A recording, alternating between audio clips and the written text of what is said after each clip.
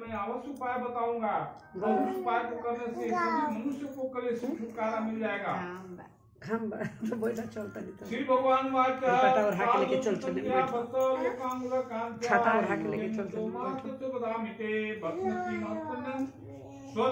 भगवान कहते हैं कि यह व्रत जो है सत्यनारायण का ये कथा सुनने से नहीं व्रत करने का महत्व है। दिन भर उपवास रह करके संध्या समय में भगवान की कथा सुनने से विशेष फल की प्राप्ति होती है।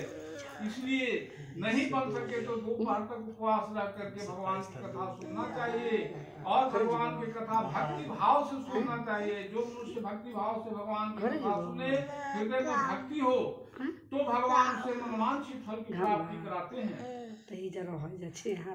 अब नारद जी कहते हैं कि आप हमको बताइए कि उस कथा को कैसे सुना जाए, उसका क्या फल है।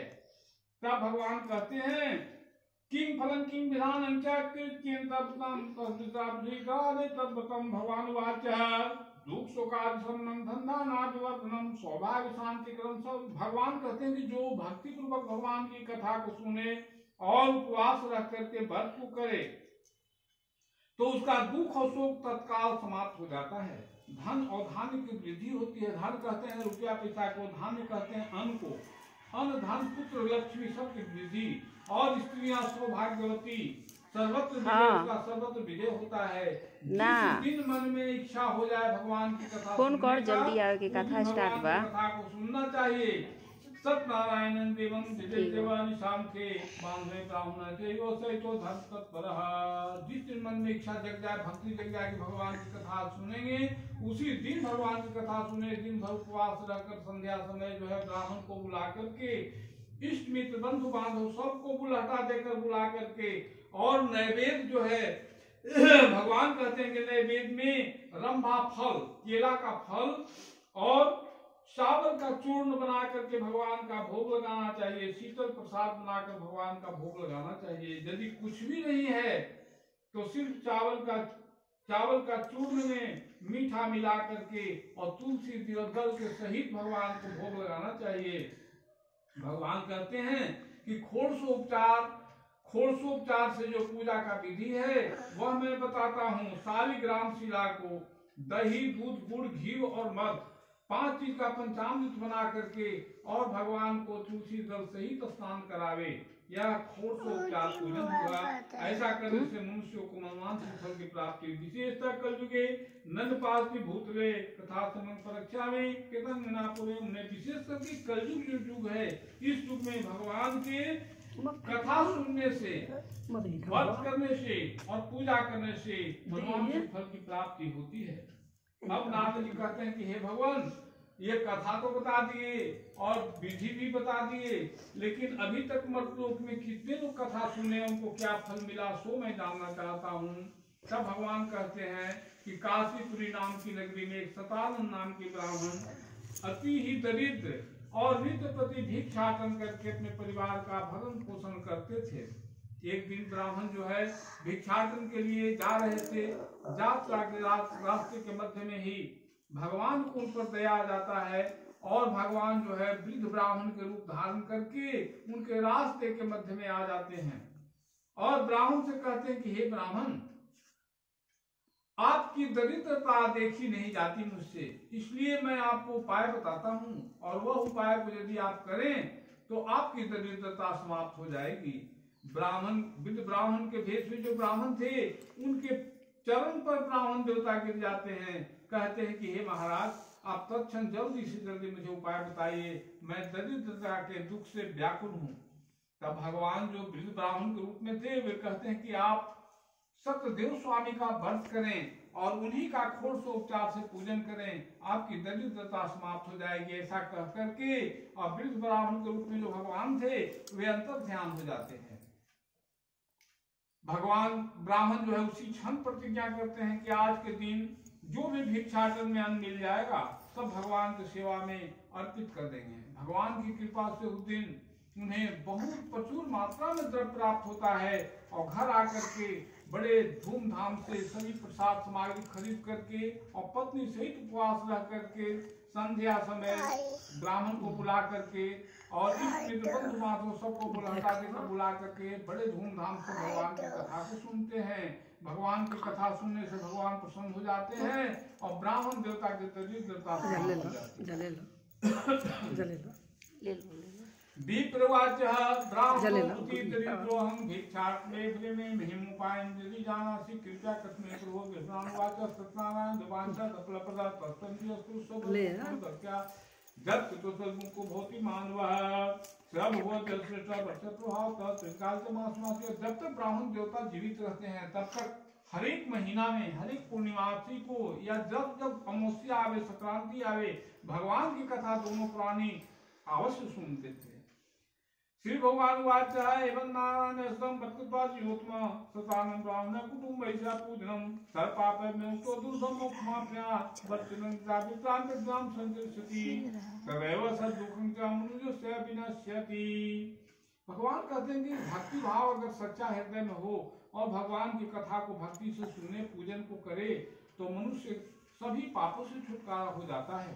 इति श्रीस्मरण पुराण रेवाखंडे श्री सत्यनारायण पर कथायां द्वितीय अध्याय बोली प्रेम से वृंदावन बिहारी लाल की जय।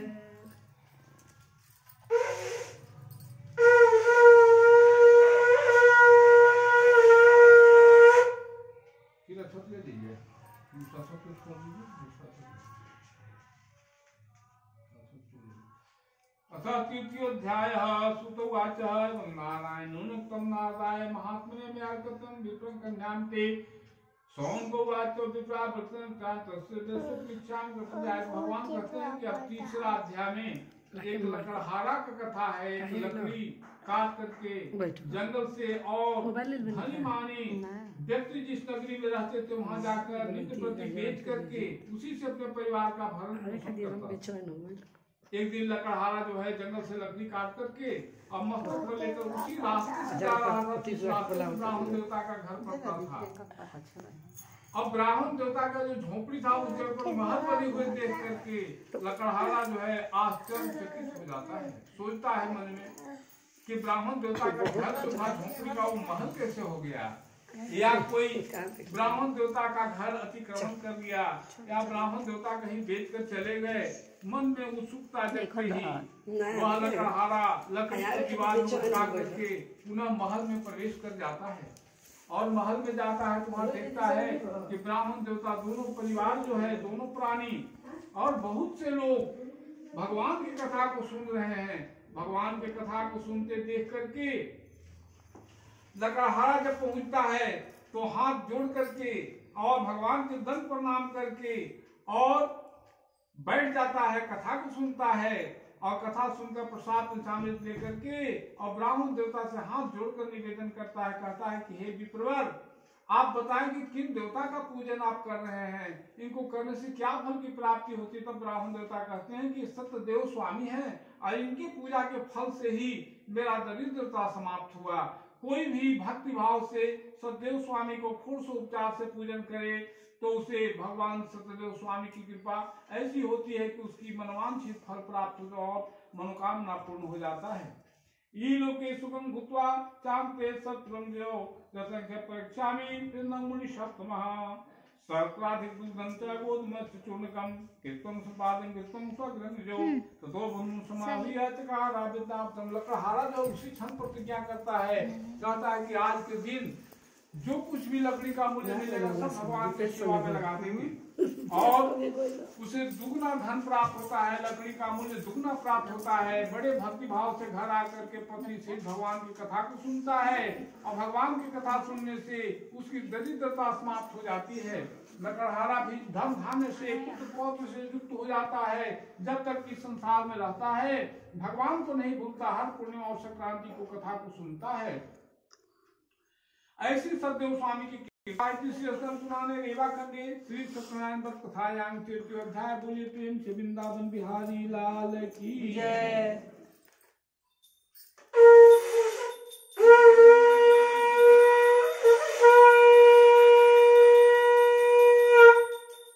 अच्छा छोड़ दीजिए दूसरा ले लीजिए। ओम नमः भगवते वासुदेवाय गोविंदाय नमो नमः।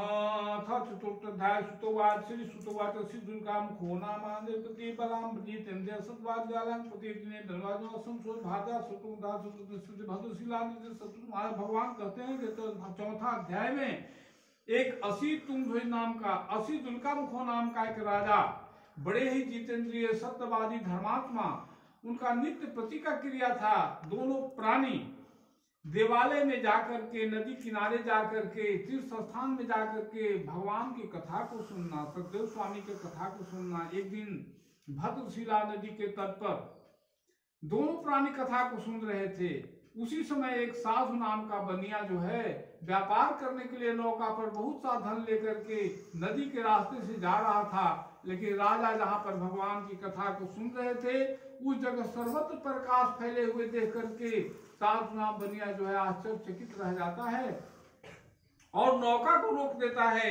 नौका को रोक करके और राजा जहां पर भगवान की कथा सुन रहे थे उस जगह पर जाता है, भगवान के दंड प्रणाम करके बैठ जाता है, कथा को सुनता है। कथा सुनने के बाद प्रसाद पंचामृत ग्रहण करता है और राजा से हाथ जोड़कर निवेदन करता है, कहता है कि हे राजन, एक कौन देवता का आप पूजन करते हैं जिनका चमत्कार ऐसा है कि सर्वत्र प्रकाश फैला हुआ है?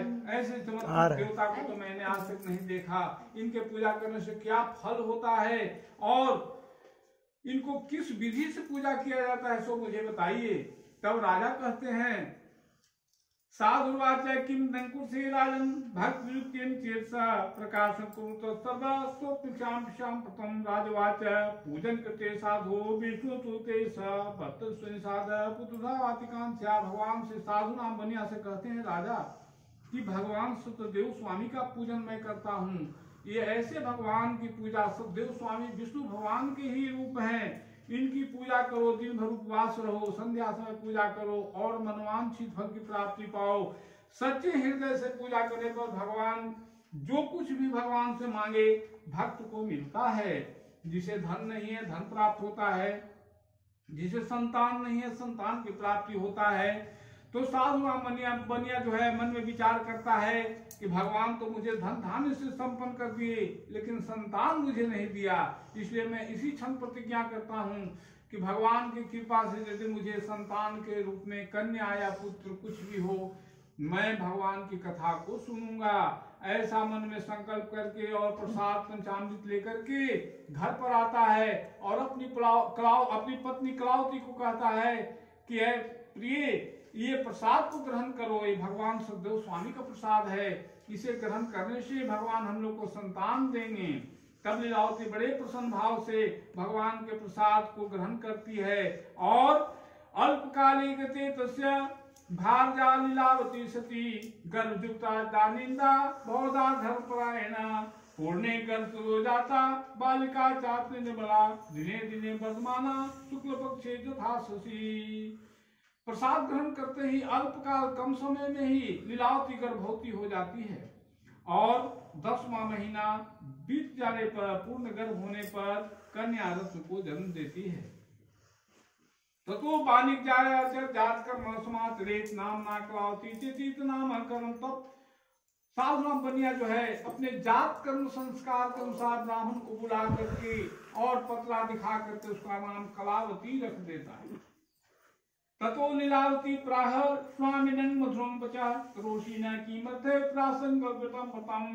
एक दिन लीलावती जो है अपने पति साधु नाम बनिया से हाथ जोड़कर निवेदन करती है और मीठा वचन में कहती है कि हे स्वामी, भगवान हम लोग को मनोकामना पूर्ण कर दिए, संतान तो कन्या भी है और पुत्र भी है, तो हम लोग को संतान के रूप में कन्या भगवान दिए, इसलिए अब हम लोग को भगवान की कथा सुनना चाहिए।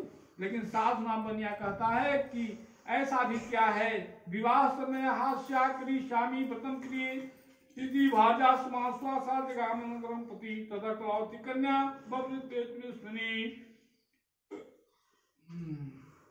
तब साधु कहता है कि विवाह समय कथा सुन लेंगे, ऐसी भी क्या जल्दी है, कन्या जब विवाह योग्य हो जाएगी तो कथा उस समय सुन लेंगे। भीष्मा कन्या तथा सागु नगरे सकवीसा मंदिर प्रांगोतम प्रश्यामा धार्मिता विवाह च कन्यायं प्रसिद्ध चार दिनागतो शोकांतम दो। एक दिन जो है बहुत दिन बीत जाने के बाद देखते देखते कन्या सयानी हो जाती है और कन्या अपने सखियों के संग खेलते हुए महल में प्रवेश करती है। तो सास नामबनिया का नजर पड़ता है। सास नामबनिया सोचता है कि कन्या सयानी हो गई, उससे विवाह कर देना चाहिए। तब नौवा ब्राह्मण को बुला करके कहता है कि आप लोग जाइए, किसी नगरी में सुंदर बनिए का पुत्र हो, उसे देख करके विवाह निश्चय कर दीजिए। नौवा ब्राह्मण दोनों जाकर के कांचनपुरी नाम की नगरी में एक सुंदर बनिए का पुत्र को देख करके विवाह निश्चय कर दिया। तत्पश्चात विवाह भी हो जाती है, लेकिन सास नाम बनिया जो है कथा भगवान को सुनना भूल जाता है, कथा नहीं सुनता। भगवान जो है सोचते हैं कि बनियों को दंड देना चाहिए। ये बार बार कहता है कि मैं कथा सुनूंगा और कथा नहीं सुनता, इसलिए विशेष दंड मिलना चाहिए। तथा काले नीतो निष्कर्मा विशारदा वाणिज्या कांक्षा शीघ्र मात्रा सहित बानिका रत्न सापुरे रंभे गत्वा सिंधु सुमीतता वाणिज्या मकरो साधु माता सीमिताश्रह। अब जो है घर उनका पुत्र नहीं था, इसलिए घर जमाई अपने दामाद को रख करके और बहुत सा धन नौका पर लाद करके और व्यापार करने के लिए सास नाम बनिया जो है राजा चंद्रकेतु के राज्य में पहुंच जाते हैं। और भगवान यहाँ क्या करते हैं कि रात्रि के समय जो है चोर का भेष धारण करके राजा के गढ़ में प्रवेश कर जाते हैं और राजा को बहुत सा सामान गढ़ से ला करके और नौका पर रख देते हैं और राजा को जगा देते हैं। कहते कि हे राजन, तुम निर्भेद सोए हुए हो, तुम्हारा गढ़ में चोरी हुआ और सब सामान मौका पर रखा हुआ है नदी में। भगवान ऐसा कह करके अंतर ध्यान हो जाते हैं। राजा की निंदा जब टूटती है तो अपने सिपाही गण को कहते हैं कि जल्द से जल्द चोर को पकड़ के लाओ।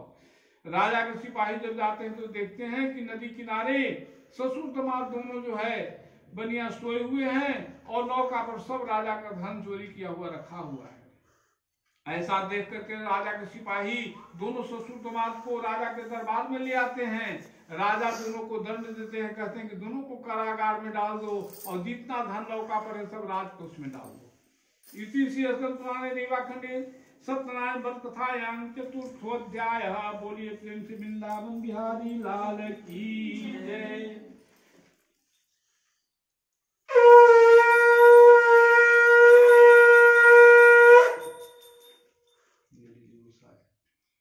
सुतवाच मायं सदोषं न सुतं पूर्वचा तसोदं जगहितं चंद्रकेतुनां तच्चापे भागा चौधि दुखितां चौलेन प्रत्येक सर्वेगति धनम् आज व्यासमानुक्तासु पासंकुला हम चिंता भूतवा ब्राह्म चक्र गृह। भगवान को इतना पर भी संतोष नहीं हुआ। इतना दंड देने पर भी दोनों ससुर दामाद कारागार में चले जाते हैं। यहाँ लीलावती और कलावती जो बचती है दोनों के ऊपर विपद आ जाता है। सर्वप्रथम घर में चोरी हो जाती है। चोरी हो जाने के बाद भी कुछ धन बच जाता है, जो छिप कर रहता है वो धन बच जाता है। वो अगिन महाराज कृपा करके ले लेते हैं। तो अगिन महाराज, जिसके घर में अगिन महाराज की कृपा हो उसके घर कुछ नहीं बचता है, सिर्फ लीलावती और कलावती का शरीर बच जाता है और दोनों कुटावन पिसावन करके अपना जीवन यापन करने लगती है। दोनों कुटावन पिसावन करती है और उसी से अपना भरण पोषण करती है। एक दिन उसी नगरी में एक ब्राह्मण देवता के घर भगवान की कथा हो रहा था और कलावती की ब्राह्मण देवता की एक लड़की थी, वो सखी थी, उसे अपने घर ले गई। कही कि चलो हमारे यहाँ भगवान का कथा है। कलावती जो है अपने सखी के संग ब्राह्मण के घर जाती है और भगवान की कथा को सुनती है। रात्रि विश्राम वहीं पर करती है। भगवान के रात्रि में पूजा करने के बाद रात्रि जागरण का बहुत बड़ा फल है और भगवान के नाम का संकीर्तन करना चाहिए। तो उसी कीर्तन में सम्मिलित होने के लिए कलावती जो है रात्रि में भी वहीं पर रुक जाती है। तत्पश्चात सुबह होने पर प्रसाद पंचामृत अपनी माँ के लिए भी लेकर घर आती है। तब उसकी माँ कहती है कि पुत्री, तुम ये मर्यादा के विरुद्ध काम क्यों किया? एक तो तुम शादीशुदा हो, दूसरी तुम सियानी हो, तुम रात्रि कहाँ बिता कर आ रही हो? तब कह रही है कलावती कि हे माते, मैं कोई बुरे वेश में नहीं, मैं अपने सखी के घर एक ब्राह्मण देवता के यहाँ कथा सुनकर भगवान के रात्रि में भगवान के नाम का संकीर्तन में शामिल हुआ और तुम्हारे लिए भी प्रसाद पंचामृत लाया हूँ। जब प्रसाद पंचामृत लीलावती ग्रहण करती है तो उसे स्मरण होता है।